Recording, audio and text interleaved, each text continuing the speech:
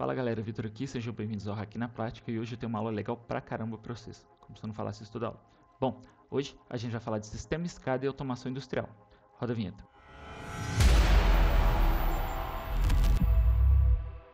Vamos lá galera, quando a gente vai falar de automação industrial, a gente tem que lembrar uma coisa que é o seguinte, eles também precisam de segurança e ali ó, o dinheiro corre. Então hoje a gente vai ter a primeira aula do nosso curso sobre segurança da informação e pentest no âmbito da automação industrial, que é uma área que está totalmente inexplorada, tem poucos profissionais. E aí, se você aprender esse negócio, eu te garanto que você vai ter sucesso na sua carreira profissional. Fechou? Para a gente começar a falar de automação industrial, antes de eu explicar como que a gente vai fazer para hackear esse tipo de sistema, como que a gente faz os pentests, a gente precisa entender o conceito básico, a base por trás disso, né? A automação industrial ela tem vários termos, várias coisas que a gente não está acostumado na computação normal, né? No IT normal. Então a gente precisa entender isso, se acostumar com esses conceitos, entender como essas coisas funcionam, para a gente passar então para a segurança desse negócio, né? Você pode até saber hackear o sistema, mas se você não souber se comunicar com o seu cliente, não vai adiantar nada, fechou? Vamos lá então. Vamos lá então, o que é o conceito SCADA? SCADA vem do inglês que significa Supervisory Control and Data Acquisition, ou em português, Supervisão, Controle e Aquisição de Dados. O que é isso? Imagina que a gente tem essa fábrica chique pra caramba aí, com esse monte de robô movendo para um lado e para o outro. Esses robôs, eles precisam de alguém para supervisionar isso, não precisa? Alguém precisa saber se ele está realmente funcionando, fazendo o que ele devia fazer. A gente também precisa controlar ele, né? Imagina um robô desse aí, se a gente tivesse um cara lá com um controlezinho igual de brinquedo, de carrinho de controle remoto, controlando um robô desse. Que confusão que ia ser. E a gente precisa de coletar dados desse robô para saber como é que a nossa planta, como que a nossa fábrica está funcionando, tá? Então o conceito SCADA, que não é efetivamente um produto, você não compra um computador SCADA, tá? É um conceito. Eles rodam software SCADA, mas SCADA mesmo é um conceito. E esses computadores estão aí para fazer isso, para te ajudar a controlar, para te ajudar a entender como que essa planta está funcionando, se está tudo correndo como deveria, se essas máquinas não estão prestes a estragar. Fechou? E aí, a primeira coisa que a gente precisa entender então do sistema, o conceito SCADA, são as camadas, tá? Parece difícil, mas não é, vai por mim. As camadas são aí, que eu coloquei para vocês, são basicamente 13, aqui eu estou resumindo porque a gente também não precisa ser engenheiro, tá? Mas a gente tem a camada de campo, o que é isso? É o que está lá no campo, é o que está lá na planta, na fábrica mesmo. São os sensores, né, que coletam os dados, são os atuadores, são os motores, tá? A gente tem a camada de controle, que é o que controla o que está na camada de campo, tá? A gente tem os PLCs, que são os programadores lógicos controláveis, que é basicamente um Arduino muito chique que vai lá controlar esses motorizinhos e tudo mais, tá? É um computador que fala o que cada coisa tem que fazer. E a gente tem os RTUs, que são os Remote Terminal Units, ou as unidades de terminal remota, que é onde alguém vai lá acessar aquilo e fazer modificações naquele sistema, tá? E a gente tem a camada de supervisão, que é o que está coletando todos os dados daquilo que aquele sistema está fazendo, que também vai rodar o software SCADA, vai coletar as informações, ver o que está acontecendo, ver se aquele robô está funcionando como deveria e tudo mais, tá? Então as camadas é isso, de uma forma muito simples. São as camadas de campo, que é o que está realmente fazendo o serviço lá na fábrica. A gente tem a camada de controle, que é onde as pessoas vão interagir com esses sistemas. E a gente tem a camada de supervisão, que é onde os supervisores, os engenheiros ficam lá olhando se aquela fábrica está rodando como deveria. Fechou? E aí, a gente tem que entender então agora as funcionalidades do sistema SCADA, né, desse conceito, que é a primeira, monitoramento em tempo real. Então, a supervisão da fábrica, por exemplo, uma fábrica da Fiat, o pessoal lá na Itália consegue saber se um robô que está aqui em Betim, na fábrica da Fiat, está funcionando direito, né? Então a gente tem monitoramento em tempo real desse sistema, o que está acontecendo, o que esses robôs estão fazendo, tá? A gente tem aquisição de dados para fazer uma análise depois. Então, que temperatura que, por exemplo, um alto-forno está funcionando, como que ele está funcionando, e aí eu trago para vocês já uma dica para vocês entenderem a importância desse tipo de sistema. Um alto-forno, por exemplo, esses fornos gigantes de fábrica, se você desligar um forno daquele, você tem que basicamente reconstruir o forno do zero, tá? Porque ele é cheio de tijolo refratário, então depois que você acende ele não pode ser apagado nunca mais. E a temperatura dele tem que ser controlada, ó, com muita precisão, tá? A gente tem o controle remoto, para alguém conseguir controlar e para não ficar um malucão aí com um controle igual esse lá do lado do robô, tá? Tem casos que isso vai acontecer, principalmente testes, mas o ideal é que você faça o controle remoto de uma sala, de uma coisa assim, você não precisa ficar lá do lado daquela máquina por segurança. A gente tem alarmes, tá? Por exemplo, se um autoforno começou a baixar demais a temperatura, pode ter certeza que o sistema SCADA vai apitar lá para eles lá ver o que está acontecendo e arrumar esse forno o mais rápido possível antes que ele esfria de vez, tá? E a gente tem relatórios e análises. Por quê? A fabricante, a fábrica, a empresa, seja quem for, com base nesses dados que são coletados pelo sistema SCADA, ela consegue aumentar a eficiência dela, né? Ela consegue cada vez ganhar mais dinheiro gastando menos. Então isso é também muito importante, porque uma empresa que não é lucrativa não dá emprego para ninguém e não adianta nada, tá? Vamos lá. Quais que são as vantagens do sistema SCADA? Aumentar a eficiência operacional, né? A gente consegue ter robôs fazendo funções que seres humanos precisavam fazer antes, tá? É ruim de certa forma porque a gente perde empregos de pessoas, mas a gente cria empregos na área de automação, a gente cria empregos na área de manutenção desses robôs, então acaba ficando elas por elas, tá? Mas a gente aumenta a eficiência, porque o robô consegue fazer o que 10 pessoas conseguiriam fazer com uma qualidade muito maior, tá? A gente consegue aumentar a eficiência da operação dos robôs também, né? A gente consegue ver se ele está funcionando ou não. Existem sensores, por exemplo, que você consegue colocar em cima de rolamento e ele consegue analisar a vibração. Se aquele rolamento começa a vibrar mais do que deveria, esse sistema já avisa e a fábrica consegue se programar para trocar aquilo antes que a fábrica pare, né? Então é mais fácil de se fazer isso. A gente tem redução de custos por meio de automação e monitoramento, que é isso que eu acabei de explicar para vocês. A gente tem a melhoria na segurança e na confiabilidade dos sistemas, né? A fábrica consegue confiar que aquele robô realmente está funcionando como deveria e ele não vai parar de funcionar de uma hora para outra, tá? E a gente consegue fazer o diagnóstico rápido. Se a gente tem um problema, a gente consegue resolver isso muito mais rápido se a gente tivesse que descobrir onde estragou e o sistema não avisasse exatamente na onde está o problema daquela máquina, tá? E é aí, gente, que entra a questão da segurança da informação e o porquê das empresas estarem desesperadas por profissionais capacitados para lidar com segurança da informação em sistemas desse tipo, tá? Porque esses sistemas estão cada vez mais conectados na internet, eles estão cada vez mais integrados em outros sistemas. Isso vai, naturalmente, aumentar a vulnerabilidade deles para ataques, tá? E um ataque bem sucedido em um sistema de automação industrial de grande escala, vocês não têm noção do tamanho do prejuízo financeiro e muitas vezes de vidas. A gente vai falar disso lá na frente. Então, as empresas estão literalmente desesperadas, tá? Eu já ouvi relatos de vários colegas, tá? Eu ouvi relatos de profissionais que trabalham na formação de outros profissionais da área de segurança da informação, que as empresas estão chegando para essas pessoas que formam profissionais e falando: pelo amor de Deus, forma profissional de segurança da informação em IoT, tá? Em automação industrial, porque não tem e eu preciso, tá? E quando, eu vou falar para vocês um negócio, né? Quando uma empresa está desesperada por profissionais, né, a lei da oferta e demanda entra em ação. A oferta está baixa, né? A oferta está baixa, a demanda está alta. Pode ter certeza que o pagamento não é baixo, porque não tem profissionais, né? Quantos pentesters vocês conhecem que trabalham com automação industrial? Não existe. Não tem nenhum, nem dois, nem três, nem nada. Não tem. E essas empresas ficam desesperadas atrás. Porque eu, particularmente, não conheço ninguém que trabalha com pentest nessa área, né? Eu trabalho, mas conheço mas ninguém. Então, isso é uma coisa muito legal para você começar a se aprofundar, procurar cursos, procurar formação nessa área. Porque a gente está falando de um profissional bem colocado na área, que sabe o que está fazendo, é faturamento às vezes mais de 50 mil reais por mês, tá? Claro que tem todo um processo, você não vai entrar ganhando isso porque você tem que se apresentar, o mercado tem que te conhecer.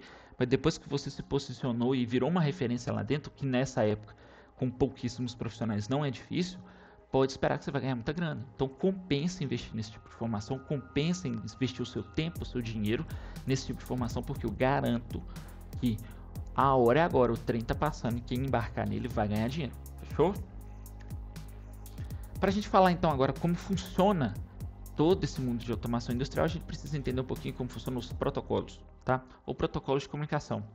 O protocolo, de uma maneira extremamente porca e resumida, é quando dois computadores convencionam que idioma que eles vão falar, tá? Imagina o seguinte, a gente tem uma pessoa falando inglês e uma pessoa falando em russo. Alguém vai entender alguma coisa? Não vai, né?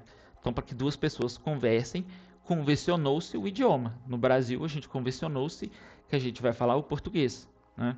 Muitas pessoas no Brasil hoje falam inglês, mas a convenção é que se fala português no Brasil, tá? Assim como inglês nos Estados Unidos. para você me assistir agora pelo YouTube, existe um protocolo de comunicação que o seu computador está utilizando para conversar com os servidores que estão enviando esse vídeo para você, tá? Que é o Ethernet Protocol, o IP, o Internet Protocol, a gente tem TCP, UDP, um monte de protocolos de comunicação, mas a verdade é que existe uma convenção para que essas máquinas se conversem e se comuniquem, tá? E aí eu posso trazer aqui depois um especialista que eu conheço, o cara é foda, para falar um pouquinho para você sobre protocolos de comunicação, como que isso funciona e tudo mais, tá? Então, protocolo é uma convenção que duas máquinas usam para se conversarem, né, para se comunicarem, e que as duas vão entender o que cada uma quer falar com ela, tá? E a gente tem vários protocolos que são basicamente exclusivos, né, ou principalmente utilizados no mundo de automação industrial. A gente tem o Modbus, tá, que é o mais utilizado e ele tem inúmeras vulnerabilidades de segurança, mas a gente tem também o DNP3, EC, Profibus. Tem sistemas de automação industrial que usam HTTP e HTTPS, igual o seu computador usa para acessar um site, assim como o Internet Protocol, que é o IP, tá? Mas, então o que vocês precisam entender agora é que existem protocolos diferentes daqueles que a gente está acostumado, que cada um tem uma função, uma especialidade diferente, tá? E aí a gente vem para o segundo grande problema de vulnerabilidade nesses sistemas, tá? Olha, subiu os coraçãozinhos. Sistemas legado. O que é isso, gente? As empresas, às vezes, elas instalaram esses sistemas de automação há muitos anos atrás, tá? A automação industrial não é uma coisa de hoje, não, gente. Tem computador em automação industrial que está rodando Windows XP, Windows 98 até hoje, tá? Imagina quantas falhas de segurança não existem nesse sistema que não são corrigidas mais, tá? Mas, Vitor, por que essa empresa faz isso? Porque eles não querem pagar uma licença do Windows? Óbvio que não, tá? Tem sistemas de automação que nem o Windows roda. Porque o negócio está funcionando. E aí eu lembro de uma frase em inglês muito legal que é a seguinte: If it ain't broke, don't fix it. Ou seja, se não está quebrado, não mexe. Às vezes, para a fábrica atualizar esse sistema, ela vai ter que trocar um monte de coisa na fábrica, vai ter que parar a fábrica por um monte de dia. Isso é um prejuízo financeiro gigantesco para um negócio que está funcionando. Então eles tentam criar barreiras de segurança em volta, tá, desse sistema legado, ou seja, não atualiza o sistema, mas tenta criar segurança em volta dele para que o hacker não chegue até ele, mas sem atualizar ele, porque isso é custo, isso é trabalho e muitas vezes pode ser que não dê certo, né? Às vezes aquele robô em específico, o software que ele roda, ele não roda no Windows novo, ele foi feito para o Windows 98 e só funciona com aquilo. Então você tem que trocar o Windows, o computador e o robô, tá? Então isso gera custo, é uma confusão danada. A gente vai falar agora vou usar de exemplo agora, um dos protocolos mais usados na automação industrial, que é o Modbus, tá? Primeiro, características dele, ele é extremamente utilizado, tá? Segundo problema, ele não é criptografado. O que é isso, Vitor? O que é criptografia?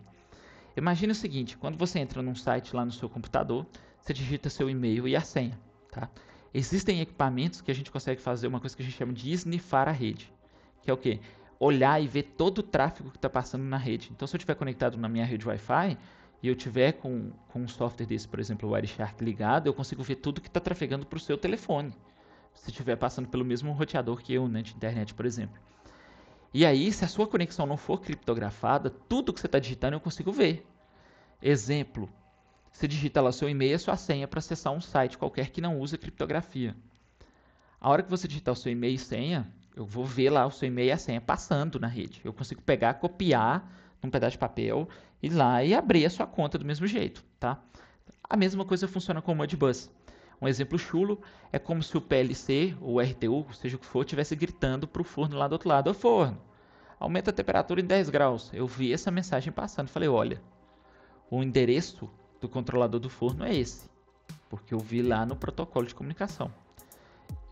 Eu sei qual que é o formato da mensagem, né? O forno aumenta, diminui a temperatura. Eu posso do meu computador mandar uma mensagem para o forno falando: forno, desliga. O forno, ele não está nem aí para onde que está vindo, quem está mandando essa informação, não. Ele vai desligar. E olha o tamanho do prejuízo que eu vou dar, tá? Então, a primeira coisa que a gente precisa saber é entender como protocolos funcionam, entender como analisar dados, tá? Eu posso tentar, se vocês quiserem, trazer um especialista, um colega meu em Wireshark, que pode vir cá e explicar mesmo, tá? Mostrar como funciona.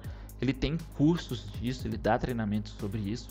É claro que ele não vai dar um curso inteiro aqui, porque primeiro é o ganha-pão do cara e segundo é um conteúdo gigantesco, mas para vocês terem uma noção de como isso funciona pode ser interessante, tá? Mas por que o povo usa essa porcaria desse Modbus então, Vitor? Porque ele é fácil de colocar e de manter, basicamente, tá?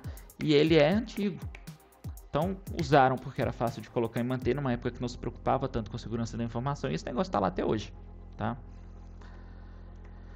E qual que é o problema agora para a gente chegar no final da nossa aula e na nossa prática mesmo, para a gente entender qual que é o problema disso?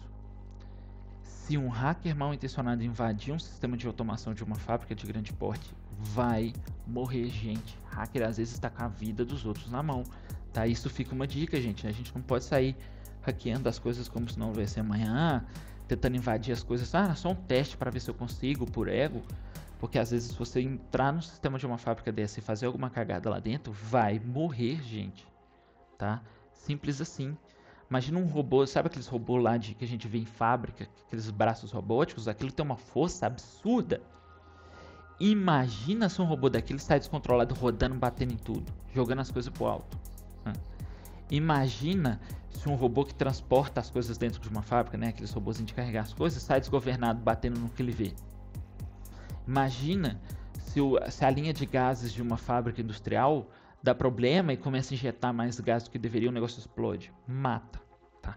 Então é por isso que as fábricas ficam desesperadas por profissionais capacitados nessa área, porque eles sabem que o risco existe, sabem que profissionais mal intencionados existem e eles não têm quem contratar para proteger eles.